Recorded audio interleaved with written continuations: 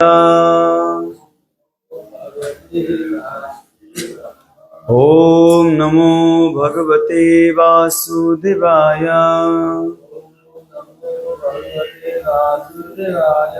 ओम नमो भगवते वासुदेवाय।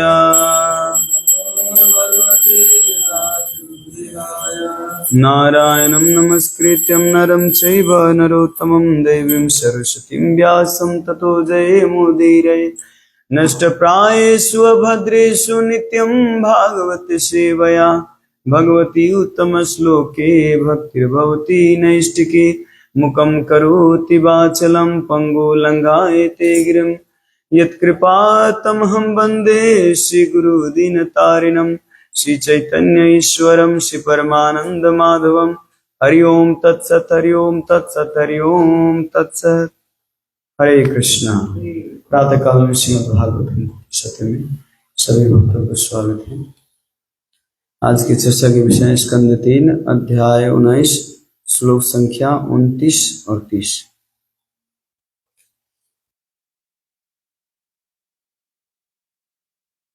29 हम पढ़ेंगे, इसके बाद आप इस दोहराने का प्रयास करेंगे। एतौ तौ पार्षदावश्य सपादाताव सद्गतिं पुनः कतिपय स्थानं प्रपत्स्यते जन्मभिः। श्री भगवान के इन दोनों पार्षदों को शापवश असुर परिवारों में जन्म लेना पड़ा। ऐसे कुछ जन्मों के पश्चात ये अपने अपने स्थानों में लौट जाएंगे। अभी प्रयास कीजिएगा दोहराने का। देवाऊचुः नमो नमस्ते अखिल यज्ञतन्तवे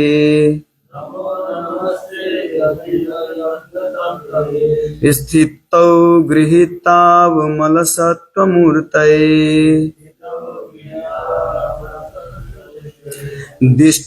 दिष्टया हतोऽयं जगतां मरुत्तन्तु दिष्टया ह्यतोऽयं जगतां मरुन्तोद्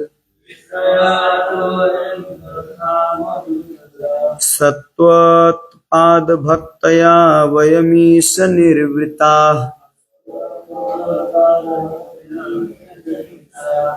नमो देवऊचुः नमो नमस्ते अखिल यज्ञतन्तवे स्थितौ गृहीतामलसत्त्वमूर्तये दिष्टया हतोऽयं जगतां मरुन्तोद्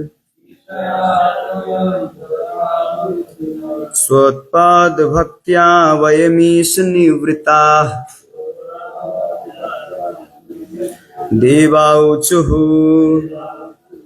नमो नमस्ते अखिल यज्ञतन्तवे स्थितौ गृहीतामलसत्त्वमूर्तये दिष्टया हतोऽयं जगतां मरुन्तोद् स्वत्पादभक्त्या वयमीश निवृताः।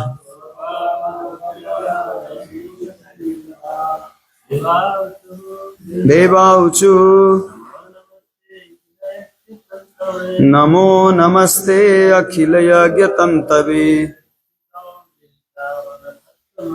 स्थितौ गृहीतामलसत्त्वमूर्तये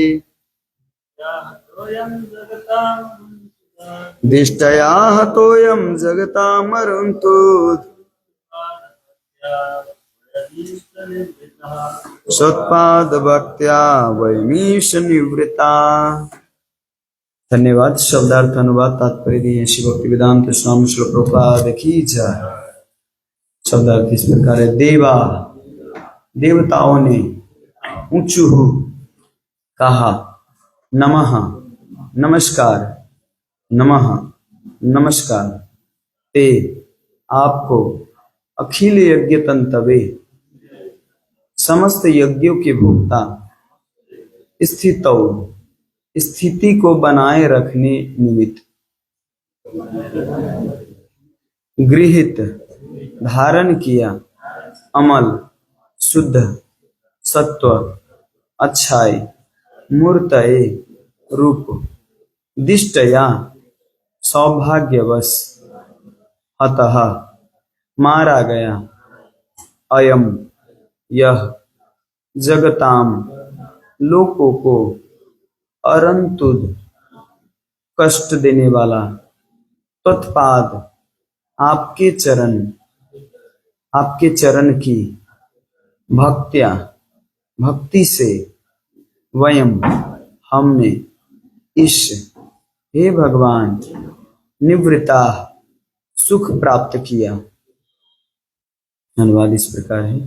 देवताओं ने श्री भगवान को संबोधित करते हुए कहा, हम आपको नमस्कार करते हैं, आप समस्त यज्ञों के भोक्ता हैं और आपने शुद्ध सात्विक भाव में विश्व की स्थिति बनाए रखने हेतु वराह रूप धारण किया है। यह हमारा सौभाग्य है कि समस्त लोगों को कष्ट देने वाला यह असुर आपके हाथों मारा गया है। और हे भगवान, अब हम आपके चरण कमलों की भक्ति करने हेतु स्वतंत्र हैं। तात्पर्य, यह भौतिक संसार 3 गुणों सत्व, रज तथा तमो गुण वाला है, किंतु आध्यात्मिक जगत तो शुद्ध सत्व है। यहाँ यह बताया गया है कि श्री भगवान का रूप शुद्ध सत्व है, जिसका अर्थ यह है कि वह भौतिक जगत नहीं है। इस भौतिक जगत में कहीं भी शुद्ध सत्व नहीं है। श्रीमद् भागवतम में शुद्ध सत्व अवस्था को सत्वम विशुद्धम कहा गया है। विशुद्धम का अर्थ है शुद्ध। शुद्ध सत्व में अन्य 2 निम्न गुणों अर्थात रजो तथा तमो गुणों के कारण कोई कलमश नहीं होता। अतः वराह रूप जिसमें श्री भगवान प्रकट हुए थे, इस भौतिक जगत का न था। श्री भगवान के और भी कई रूप है, किंतु इनमें से किसी का भी भौतिक गुण से कोई संबंध नहीं रहता। ये रूप श्री भगवान विष्णु से अभिन्न है और श्री विष्णु समस्त यज्ञों के भोक्ता हैं।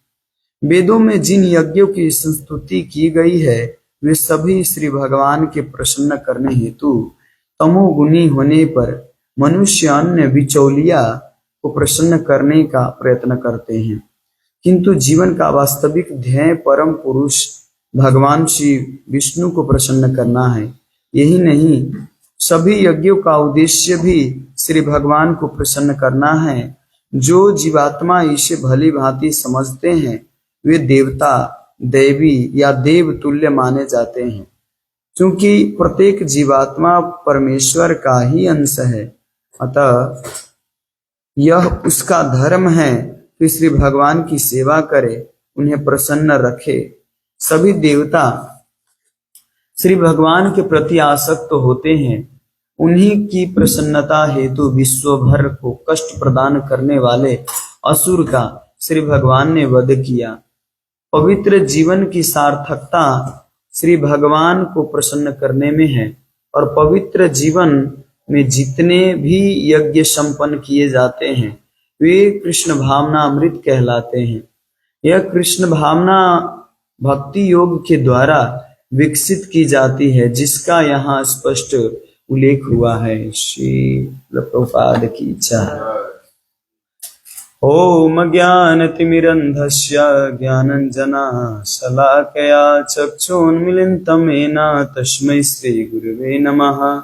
श्रीचैतन्यमनोभीष्टं स्थापितं येन भूतले स्वयं रूपकदा मह्यं ददाति स्वपदान्तिकम्। वन्देऽहं श्रीगुरो शिवतापदकमलं श्रीगुरो वैष्णवांश। श्रीरूपं साग्रजातं सगन रघुनाथान्वितं तं सजीवं साद्वैतं सावधूतं परिजनसहितं कृष्ण चैतन्य देवं। श्रीराधा कृष्ण पादान् सगन ललिता श्री विशाखान्वितांश। हे कृष्णा करुणा सिंधु दीनबंधु जगतपते गोपेश गोपिका कांत राधा कांत नमस्तुते। तप्त कांचन गौरांगी राधे वृंदावनेश्वरी वृषभानुसुते देवी प्रणमामि हरिप्रिये। वाञ्छाकल्पतरुभ्यश्च कृपा सिन्धुभैव च पतितानं पावनेभ्यो वैष्णवेभ्यो नमो नमः। नमो विष्णुपादाय कृष्णपृष्ठाय भूतले श्रीमति भक्तिवेदांत स्वामी नामिने। नमस्ते सारस्वती देवे गौरवाणी प्रचारिणी निर्विशेष शून्यवादी पाश्चात्य देश तारिणी। जय श्री कृष्ण चैतन्य प्रभु नित्यानंद श्री अद्वैत गदाधर शिवासादि गौर भक्तविंद। हरे कृष्ण कृष्ण कृष्ण हरे हरे हरे राम राम राम हरे हरे। हरे कृष्णा। श्री प्रपाद की जय। यहाँ पे फिर ब्रह्मा जी स्तुति में बता रहे हैं कि जब हिरण्याक्ष का वध हो गया तो ब्रह्मा जी बता रहे हैं कि अब हमें भक्ति करने में स्वतंत्र प्राप्त हो। भक्ति करने में कोई कष्ट नहीं, बाहर से कोई दबाव नहीं। जैसे अभी नॉर्थ कोरिया का हालत देखेंगे, वहां पर तो नॉर्थ कोरिया में भक्ति को तो छोड़ दीजिए, अपने मनमाना कुछ कर ही नहीं सकते।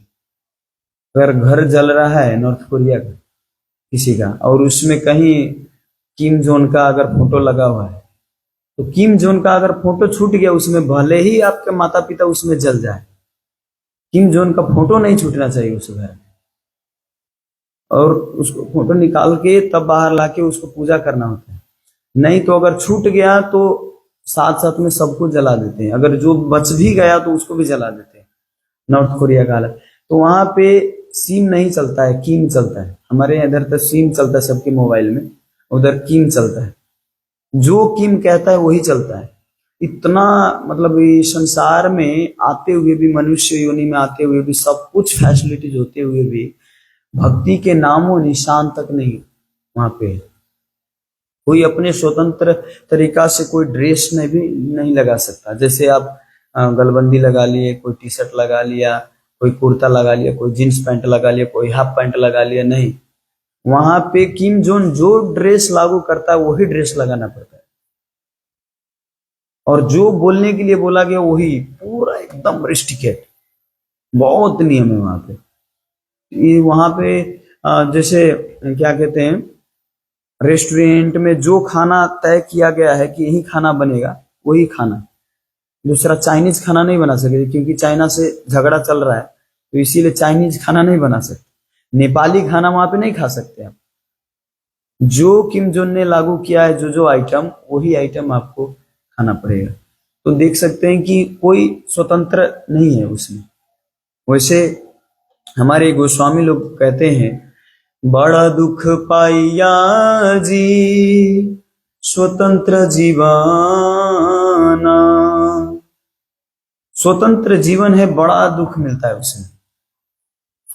अब यहाँ पे स्वतंत्र तो जीवन नहीं है उन लोगों का, तो क्या उन लोगों का अच्छा है? उन लोगों का स्वतंत्र पूरा एकदम रॉन्ग डायरेक्शन में।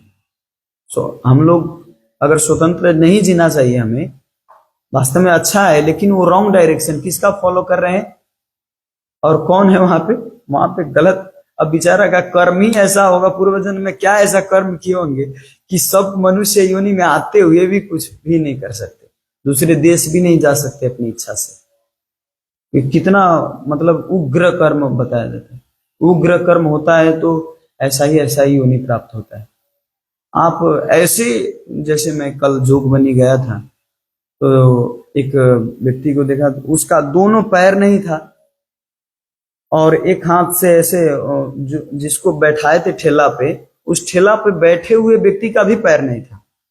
और उसमें रेडियो एक बॉक्स रखा हुआ था, उसमें बजा रहे थे, दे दो हमें कुछ खाने के लिए, हम पैरालाइज है, ये है वो है, बहुत सारे बात वहां पे बता रहे थे रेडियो में और खींच रहे थे।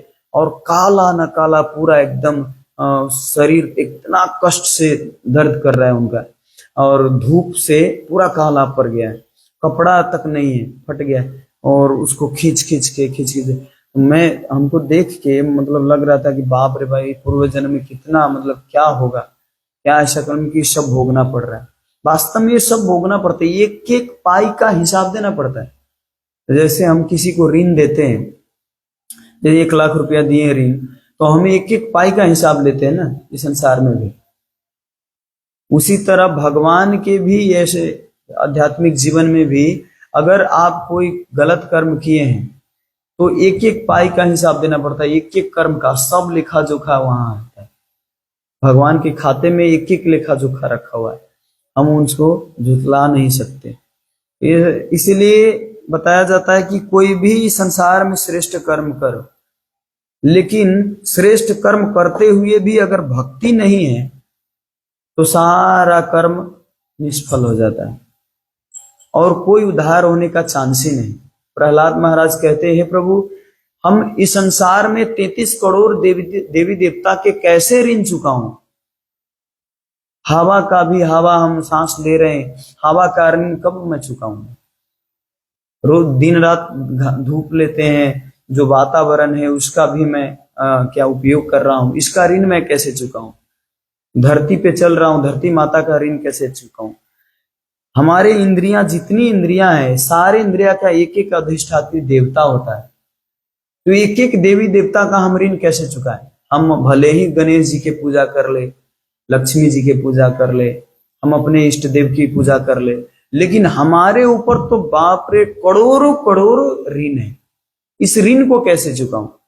हमें क्या लगता है, नहीं अरे केवल कृष्ण का ही पूजा क्यों करो, हम इनको भी पूजा करेंगे, इनको भी, क्योंकि हम इनसे परिवार चलता है। अरे इनसे नहीं, आप पता लगाओ, पंडित से पूछो, या आप क्या कहते हैं, कोई अगर अच्छे जानकार व्यक्ति है, तो 33 करोड़ देवी देवता के हमारे ऊपर कृपा है। 33 करोड़ देवी देवता की कृपा को हमें इसका ऋण कैसे चुकाएं? प्रहलाद महाराज कहते हैं, हम कहां कहां दर दर भटकू, एक ही योनि मिला है, मनुष्य योनि, और मनुष्य योनि में ज्यादा से ज्यादा हमारा फिक्स है, कितना दिन जीना है ये भी फिक्स है, और हमें पता भी नहीं कि कितना दिन जीना है, तो कैसे मैं ये ऋण चुकाऊं? इसीलिए है प्रभु, आपके ही शरण में आना, आपके चरण का जो ग्रहण करता है, हमें शास्त्र से नारद मुनि हमारे अपने गुरुदेव से पता है कि सारे ऋण चुकता हो जाता है। और भगवान कहते भी है कि अगर तुम शरणागत हो गए तो तुम्हारे 21 पुस्ता तक निष्पाप हो जाएगा, उद्धार हो जाएगा। 21 पुस्ता तक, एक दो पुस्ता नहीं, 21 पुस्ता तक। 21 पुस्ता कैसे? 7 पुस्ता आपके, 7 पुस्ता आपके ननिहाल के, और 7 पुस्ता आपके दादा दादी। 7 तो पुस्ता कहते, 7 7 21। आपके भी अपना जो पर्सनल पुस्ता है उसका, और आपके दादा दादी का भी पिछले वाला पुस्ता, वो भी 7 पुस्ता, और ननिहाल के जहां से आपकी माता जी आई हैं उनका भी 7 पुस्ता तर जाता है। तो 7 7 7 21 पुस्ता तक तर जाता है। तो भगवान जब गारंटी दे रहे, और कोई भी देवी देवता गारंटी दीजिए, कहीं भी बता दीजिए जिसमें बता रहा हो कि मैं तुम्हारे 21 पुस्ता को तार दूंगा, तुम मेरा शरण में आओ, मैं तुम्हारे सारे परिवार को तार दूंगा। रक्षा केवल नहीं, देवी देवता तो रक्षा तक कर सकते, वो भी जन्म मृत्यु जरा व्याधि से रक्षा नहीं कर सकते। यहाँ पे हो सकता है कोई मारने आ रहा हो, डाकू, तो हो सकता है बचा ले, तो आप किसी रोग से पीड़ित हो रहे हो तो बचा ले आपको, लेकिन जन्म मृत्यु जरा व्याधि से पूरा 84 लाख योनि से छुटकारा करके और भगवत धाम ही भेजना कोई नहीं कर सकता। जिनके पास भक्ति की शक्ति है केवल वही कर सकता है। इसीलिए कहते हैं, 5 पहर धंधा किया, 3 पहर गए सोए, 1 प्रहर ना भजन किया तो मुक्ति कैसे होए। 5 पहर धंधा किया, 3 पहर गए सोए। हम सोने में बिता देते 3 प्रहर, 7-8 घंटा निकल ही जाता है, और तब इसके बाद काम करने में इधर उधर दौड़ धूप में बिता देते। 24 घंटा से ही अगर निकल गया खाने पीने सोने में और काम करने में, तो 1 प्रहर मतलब 3 घंटे भी आप भगवान के लिए नहीं निकालते हैं तो मुक्ति की आशा कैसे रख सकते हैं? श्रील प्रभुपाद को पता था कि कलयुग में ये कलयुगी जीवी व्यक्ति मंदासु मंद मतयो मंद भाग्य उपाद्रिता, ये लोग भक्ति भजन करने में ये लोग टाइम नहीं दे सकता, इसीलिए कम से कम भक्ति में सेवा में इसको संलग्न कराऊं। जहां पे हो वहां पे कम से कम कृष्ण के अर्पण करके इनको सेवा कराऊं। आप जहां पे हो, अगर आप बच्चे का सेवा कर रहे हो तो ये वैष्णवी की सेवा कर रहा हूं, ऐसा मान के कृष्ण को सेंटर में रख के आप पूजा करो, आप मान के चलो। और नाम जब कम से कम 2 घंटा, इसमें नो कम्प्रोमाइज। 64 माला से प्रभुपाद जी 16 माला में ले आए, और 16 माला के बाद नो कम्प्रोमाइज। मिनिमम बोले, मैक्सिमम नहीं, मिनिमम 16 माला जपना ही है सबको। विदेशी लोग को भी चार नियम लागू कर दे, no meditating, no gambling, no intoxication, no इलक्सी सेक्स। ये 4 नियम विदेशी लोग को भी लागू कर दे। और बहुत है, कोई तो आते थे प्रभुपाद जी को बोलने, स्वामी जी आप ये जो चौथा नियम है नो इलक्सी सेक्स, नो इलक्सी सेक्स, इसको हटा दीजिए, आपके संस्था में बहुत लाखों आदमी जुड़ेंगे। क्योंकि अभी कलयुग व्यक्ति एक स्त्री पे रह ही नहीं सकता।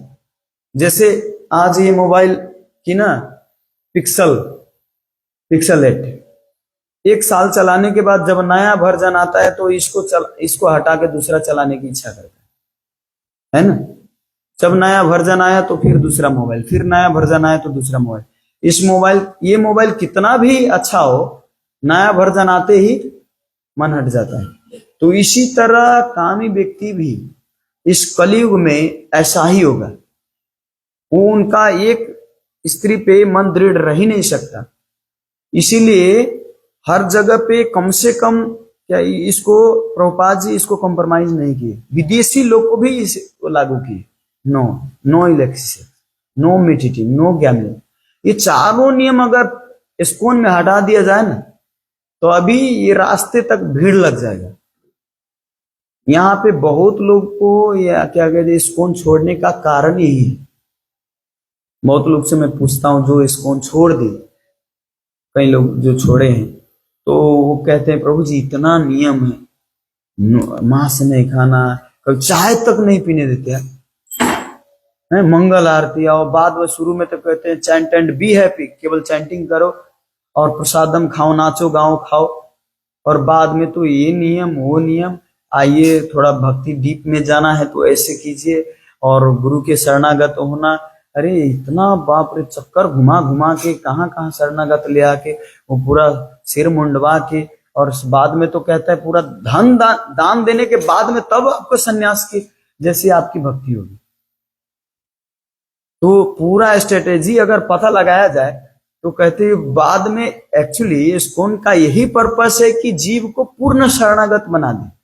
शुरू में ही अगर बोल देंगे कि आप पूरा शरणागत हो जाओ, सिर मुंडवा के पूरा एकदम सन्यासी जैसे पूरा शरणागत हो जाओ, तो आएगा ही नहीं। जैसे कोई खैनी खा रहा है दिन में 12 बेर 20 बेर, तो उसको बताओ कि आपको खैनी छोड़ देना चाहिए, खैनी से ये होता है वो होता है, बहुत नियम बता दीजिए, कैंसर होता है ये होता है, वो छोड़ेगा ही नहीं। लेकिन आप बताओ कि नहीं, कम से कम 12 बेर खा रहे हो तो कल से 11 बेर खाओ, एक तो घटा सकते ना भगवान के लिए, आप हेल्थ के लिए। तो एक घटाते घटाते घटाते घटा लेता है। कोई होता है महादिग्गज लोग जो एक ही बार में छोड़ देते हैं, पता चला गलत है तो तुरंत बड़ंग बुड़ंग करके एक ही बार में छोड़ देते। लेकिन किसी को ये पछता ही नहीं है, इतना लोग संसार में खा रहा है तो हमको ही सब नियम लागू होता है ना। संसार में बहुत लोग खा रहे हैं, यही वही देते हैं। अरे संसार में मर रहे हैं तो आप भी उसी के साथ मरेंगे। संसार में तो बहुत दारू पीने वाले लोग हैं, बहुत स्त्री गमन करने वाले लोग हैं, तो उसी के साथ आप भी करेंगे। तो आदमी मंदा सुमंद मतयो मंद भाग्य उपाद्रिता, मंद बुद्धि है मंद भाग्य है कलयुग में। फिर भी इतना होते हुए भी प्रभुपाद जी सारे नियम को कायम रखे, और इसीलिए आज तक ये संस्था टिकी हुई है। प्रभुपाद जी गुरु के ऊपर भी फेथ उतना ही दिलाए और कृष्ण के ऊपर भी फेथ उतना ही दिलाए। आप वृंदावन में जाएंगे, जो प्रेम मंदिर है दर्शन करेंगे, तो प्रेम मंदिर के जो महाराज हैं कृपालु महाराज, तो कृपालु महाराज एक बार मायापुर गए थे विजिट करने, चैतन्य महाप्रभु के दर्शन करने, अपने जितने भी उनके गण लोग। तो मायापुर जब गए, पंचतत्वों का दर्शन किए, वहां वहां के मैनेजमेंट, वहीं के एक शिष्य, सब लोग चारों तरफ से थे और महाराज वहां पे थे, कृपालु महाराज। तो कृपालु महाराज से पूछा गया, उनके ही शिष्य पूछे कि महाराज, श्रील प्रभुपाद के यहाँ से संसार धरातल छोड़े हुए लगभग कम से कम 50 वर्ष हो गया। 50 वर्ष हो गया प्रभुपाद जी के शरीर छोड़े हुए, और इसको इतना ही जोर शोर से प्रचार कर रहा है, इतना ही डेवलप हो रहा है, इतना ही बड़ा मंदिर बन रहा है। प्रभुपाद जी जब थे तो मंदिर बना, लेकिन उससे और ज्यादा बड़ा मंदिर बन रहा है संसार में, और ज्यादा प्रीचिंग हो रहा है, और ज्यादा यूथ लोग जाग रहे हैं। प्रभुपाद जी की किताब पढ़ के लोग कहते हैं बाप रे बाप, प्रभुपाद जी के ऊपर फेथ पूरा जाग जाता है। आपने मिला है कभी प्रभुपाद जी से? नहीं, लेकिन किताब पढ़ के कहते प्रभुपाद जी ने ऐसा कहा, प्रभुपाद जी ने ऐसा कहा, पूरा प्रभुपाद प्रभुपाद। बरु अपने ऑथोरिटी के ऊपर उतना फेथ नहीं हो रहता है जितना प्रभुपाद के ऊपर फेथ रहता है ना। प्रभुपाद जी प्योर डिवोटी, तो प्रभुपाद जी इतने शुद्ध भक्त हैं। तो कृपालु महाराज बोले, सबका राज श्रील प्रभुपाद धरातल से जाते हुए भी, अप्रकट होते हुए भी, सबका राज ये है, इस्कॉन का प्रीचिंग का राज ये है कि अभी भी इस्कॉन के जितने भी शिष्य हैं, बहुत सारे ऐसे शिष्य जो प्रभुपाद जी के ऊपर उतना ही श्रद्धा भाव रखते हैं, और इसीलिए रोज गुरु पूजा करते हैं, रोज गुरु पूजा करते हैं, कोई कंप्रोमाइज नहीं इसमें। गुरु पूजा, गुरु के शक्ति उनमें ट्रांसफर होता है जब गुरु पूजा होता है। श्रील प्रभुपाद जी की आप सुने होंगे ना एक कथा, प्रभुपाद जी के रोज संसार में संसार अवा होता था, गुरु पूजा श्री गुरु चरण पद्मा होता था, ये रोज होता था। तो प्रभुपाद जी जब थे तभी होता था। प्रभुपाद जी को ये खबर लेके गए, प्रभुपाद आपके क्या कहते हैं, संत समत कुमार भट्टाचार्य, संपत कुमार भट्टाचार्य बेंगलोर के श्री संप्रदाय के, तो वो बताए, श्रील प्रभुपाद आपको, आप तो अभी जिंदे हो, अभी तो इस संसार में हो, अभी आप होते हुए आपके शिष्य लोग पूजा कर रहे हैं आपका। तो आपको पता है ना शास्त्र में क्या लिखा हुआ है, जो जीते हुए अगर जिसका पूजा हो उसको सारा कर्म ग्रहण करना पड़ता है उसका। अगर आप गुरु की पूजा कर रहे हो तो आपका जो भी कर्म है, गलत कर्म, वो सब स्वीकार करना पड़ता है, उसको खींचना लाना पड़ता है जबरदस्त, रोज गुरु पूजा करने से। बोले कि इसीलिए आप बीमार हो, इसीलिए अभी जब तक आप इस धरातल में हो तब तक कम से कम गुरु पूजा बंद करवाए। प्रभुपाद जी बोले कि नहीं, मैं सारे जीव का कर्म लेने ही आया हूं, पूरा एकदम गंभीर भाव में होके, और प्रभुपाद जी की आंखों से आंसू निकला, मैं सारे जीव के कर्म लेके सबको उद्धार करना चाहता हूं। ये प्रहलाद महाराज का भाव। प्रहलाद महाराज कहते हैं संसार में सारा जीव भगवत धाम जाए, मैं ही केवल नरक जाऊं। अगर मेरे नरक जाने से अगर सारा व्यक्ति अगर भगवत धाम चला जाए तो मेरे को ये स्वीकार है। हमें कहने में बड़ा आसान लगता है कि मेरे को भी अगर ऐसा मौका मिले तो मैं भी बोलूंगा, लेकिन जब प्रैक्टिकल आएगा ना, जब लोहा से दिखाएगा आपके ऊपर नरक में, बाप बाप चिल्लाएंगे और बोलेंगे कि नहीं नहीं ठीक है, अभी हम प्रार्थना करेंगे लेकिन हम नरक नहीं जा सकते। जब बूट के बूट ऊपर से पड़ता है, सच में बहुत कष्ट होता है नरक में। नरक में छोड़ दीजिए, इसी जीवन में अंतिम अंतिम में वृद्ध अवस्था जब आती है, वृद्ध अवस्था के समय इतना कष्ट होता है ना, कोई पानी देने वाला, पानी दे भी दिया तो पी भी नहीं सकते, कंठ से उतरता ही नहीं। फिस्ट बना के दिए 56 प्रकार के भोग, वो खा ही नहीं सकते आप, खिचड़ी ही खाना है आपको। तो आपके लिए हर चीज रेस्ट्रिकेट रहता है और आप चाह के भी नहीं कर सकते। तो नरक जैसा अनुभव तो वृद्ध अवस्था में ही प्राप्त होता है। 40,000 44,000 बिच्छू काटने के बराबर दर्द होता है। इसका अर्थ यह नहीं कि 44,000 बिच्छू आके काटता है आपको, उतना दर्द होता है जितना, मतलब प्राण छोड़ते समय 44,000 बिच्छू जितना काटे आपको एक साथ में, उतना दर्द होता है उस समय। तो एक तरह से देखा जाए तो घुमा फिरा के सब में कि हमें जब तक सिंसियर पूर्वक भक्ति ना हो तब तक सारा फल निष्फल ही हो जाएगा। और हमें सबसे बड़ा सौभाग्य है कि भारतवर्ष में जन्म लेने का मौका मिले, और ऐसे संस्कृति में माता पिता ऐसे मिले जो रामकृष्ण सुनाते आ रहे, रामकृष्ण के बारे में। घर में हनुमान आराधना से लेके सीताराम ऐसे होता है, अभी भी होता है ना माता जी, घर में हनुमान आराधना कराते हैं, हम लोग सुनते हैं, यज्ञ होता है, कभी गणेश पूजा होता है। तो हम लोग सुनते आ रहे, इतना सौभाग्यशाली है कि भगवान के नाम सुनते आ रहे हैं, उनके बारे में। हमें वैष्णव तिलक लगाने में, वैष्णव ड्रेस लगाने में, धोती लगाने में कोई रेस्ट्रिकेट नहीं, किसी का रोक नहीं, लेकिन फिर भी हम कतराते हैं इसको लगाने से, है ना। अगर आज धोती नहीं लगाए तो एक न एक दिन धोती तो लगाना ही पड़ेगा आपको। किस दिन? मृत्यु के शैया पर जब होंगे तो धोती ले आके आपके ऊपर डाल देंगे, धोती लगा के ही जलाने आपको ले जाएंगे। तो इसीलिए अंतिम समय में धोती लगाने से अच्छा है अभी से ही प्रैक्टिस कर लीजिए, है ना। अंतिम समय में तो धोती लगाने, कोई भी हो, किसी भी शरीर में हो, राजा हो या रंक हो या हो फकीर, सबको जाना है, इसी जंजीर में पड़ना है, ये सबको पता है। इसीलिए ये वैदिक नियम जो है हमारे लिए बहुत उपयोगी है ना। और समाज में हमें इतना छूट मिला है, इतना छूट मिलते हुए भी, अरे कितना आपको कष्ट हो। घर से कोई दवा थोड़ा बोलता होगा कि अरे धोती मत लगाइए, तिलक मत, मंदिर इतना मत जाइए, बोलता होगा आपको। इतना पीट तो नहीं रहे ना आपको, ये बांध के तो नहीं रखते ना रघुनाथ दास गोस्वामी जैसे। रघुनाथ दास गोस्वामी को तो भक्ति करने के लिए उनके माता पिता बांध के और पूरा खंबे में बांध के और दरवाजा बंद करके सिक्योरिटी गार्ड रखते थे, फिर भी रघुनाथ दास गोस्वामी छोड़ के भाग गए। उनके पिताजी उनके बोले अपने ही वाइफ से, उनके पिताजी, जिनको इस संसार में सबसे ज्यादा कंचन और कामनी बांधने वाला है, स्त्री और पैसा, सबसे विश्व सुंदरी इनकी पत्नी है, ये नहीं बांध पाया। हमारे पास धन दौलत अपार है, ये नहीं बांध पाया मेरे पुत्र को, रघुनाथ दास गोस्वामी को, तो इस संसार में इसका जंजीर ये क्या बांध पाए। भक्ति के लिए इतना तीव्रता होनी जरूरी है। और हमारे जीवन में अगर कोई रोक रहा है, कोई जाने के लिए रोक रहा है, ये भगवान आपको ऐसा करवा रहे हैं। सच में विश्वास कीजिए, आप थोड़ा उससे ऊपर उठ के प्रयास कीजिए, छोड़ देगा आपको भक्ति के लिए। ये व्यक्ति पागल हो गया, छोड़ दो इसको, इसे मिलना ही नहीं।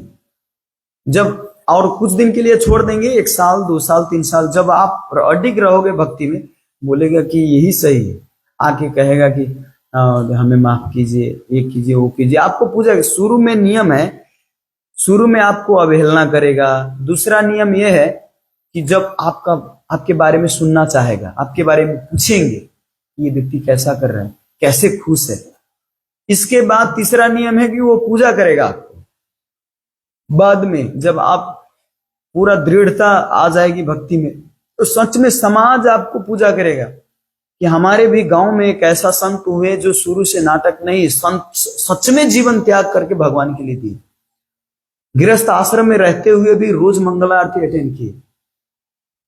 इतना काम है घर में। अपने बच्चे को, एक माता जी कंप्लेन कर रही थी, प्रभु जी बहुत टॉप है, बहुत टॉप। घर में बच्चों को संभालना, अपने सास ससुर को संभालना, फिर मंदिर जाना, मंगल आरती करना। मैं जितना प्रैक्टिकल सोच रहा था इतना प्रैक्टिकल है नहीं।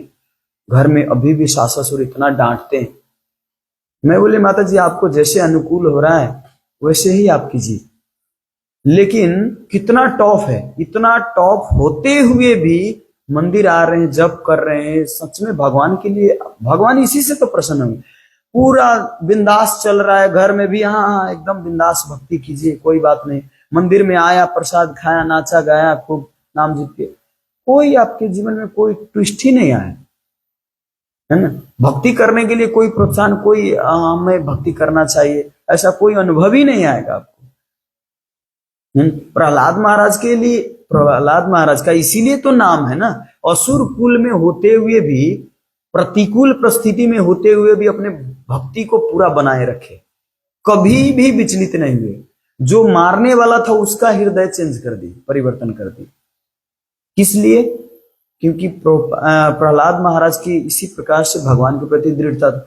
तो मैं गारंटी देता हूं, आप किसी भी कुल में हो, कहीं भी हो, किसी भी जात से हो, आपके ऊपर बहुत सारा दबाव होगा। आप अपने दृढ़ता को बनाए रखिए, भगवान के ऊपर भक्ति करते रहिए। जो व्यक्ति आपसे द्वेष कर रहा है, आपके इतना कष्ट दे रहा है, उसका भी हृदय परिवर्तन हो जाएगा। हमारा एक ध्येय, एक केवल यही होना चाहिए मानस देहा गेहा जो किछु मोरा, अर्पिलु तुया पदे नंद किशोरा। मानस देह गेह जे कुछ मोरा, हे प्रभु हमारे मानसिक रूप से मन में जितने भी दिए हैं, देह शरीर में भी इतना अच्छा दिए, देह गेह मतलब जितने संबंधी है मेरा, मानस देह गेह जो कुछ हो मेरा, जितने भी मेरे संपत्ति है, अर्पिलु तुया पदे नंद किशोर, हे नंद किशोर, हे नंद के लाल, आपको ये सारा अर्पण है। अर्पिलु तुया पदे नंद किशोरा, अब कोई इच्छा नहीं, बस ये अर्पण कर दिए, इसके बाद सारी जिम्मेवारी भगवान का। आपकी जिम्मे भगवान को टेंशन हो जाता है कि सारा हम पे थोप दिए हैं, तो अब इसका जिम्मेवारी कौन लेगा? भगवान खुद आते हैं उनके जीवन में। कई भक्त के आप प्रार्थना सुनेंगे, कई भक्त के जीवन चरित्र सुनेंगे, भगवान उनके जीवन में उनके आके उनके लिए खाना बनाए, उनके घर, जयदेव गोस्वामी को घर बनाते समय मदद किए। भक्त नहीं चाहते कि भगवान हमें आके मदद करे, सेवा करे, लेकिन भगवान आते हैं उनको मदद करने के लिए। आप कभी भी ऐसा मत इच्छा रखिए कि भगवान आके हमें कभी कभी खाना भी बना दे, कभी कभी जो इच्छा क्या घर बनाए तो घर में भी आके मदद कर दे, पैसा जरूरी हो तो कभी ये दे दे। अगर ऐसी इच्छा हो तो फिर भगवान नहीं देंगे, वो दे देंगे, लेकिन हो सकता है भगवान अपना प्रेम, अपना जो है वो नहीं देंगे आप। इसीलिए निस्वार्थ भक्ति बहुत जरूरी है। और स्वतंत्र भक्ति का यही अर्थ है, स्वतंत्रता का अर्थ ये है कि भगवान के गुरु के अंडर में रहना।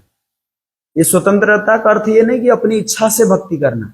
जैसे मछली को अगर बताया जाए कि अगर पानी, आप क्यों पानी के अंडर में रह के आप जी रहे, आओ संसार में जियो भाई। पार्टी पहले से इधर बहुत ऐश मौज करने का मौका मिलता है। अगर मछली के बोलेंगे तो मछली आके वो बाहर, क्या उसको ऐसा आराम मिल सकता है? तो पानी के अंडर में ही उसका ऐसा आराम है, वो बाहर आके ऐसा आराम नहीं कर सकते। इसी तरह जीव भगवान के अंडर में ही, जीव के भगवान के दासानुदास बन के ही उनका स्वतंत्रता, उनकी सुखी है, आनंद है। इस संसार के अंडर में नहीं। जैसे किम जोन है, संसार के अंडर में जी रहे, तो इसीलिए कोई सुखी शांति नहीं उनके अंडर में। लेकिन भगवान और गुरु के अंडर में जब रहेंगे तो सुख शांति से लेके सब कुछ आपके जीवन में प्राप्त होगा। ठीक है। हरे कृष्णा। श्रील प्रभुपाद की जय। अनंत कोटि वैष्णववृंद की जय। निताय गौर प्रेमानंद। हरि हरि बोल।